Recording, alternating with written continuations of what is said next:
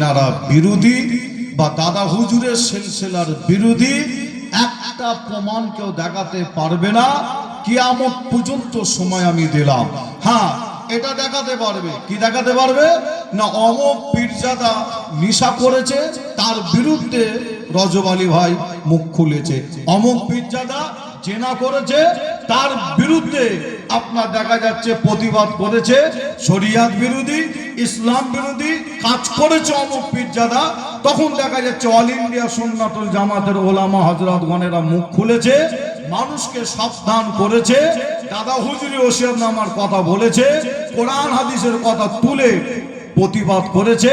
তখনই স্টাম্প মারা হয়েছে, ইনি হচ্ছে ফুরফুরা। কি কথা বোঝাচ্ছে? তখন স্টাম্প মারা হয়েছে।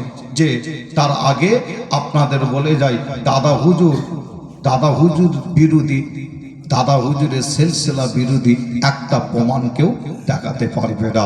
যে যখনই শরিয়াত বিরোধী, ইসলাম বিরোধী যখনই বাংলার বুকে কাজ হয়েছে, প্রতিবাদ করতে গেছে, সেটা কোনো পীরজাদার গায়ে কি হয়েছে? গায়ে লেগে গেছে। লেগে যাওয়ার পরে তিনি একদম ওই সময় একদম বড় স্টাম্প বার করে মেরে দিল, না উনি সিলসিলা বিরোধী, দাদা হুজুর বিরোধী। ব্যাপারটা হচ্ছে এখানে। কি বুঝাতে পারলাম?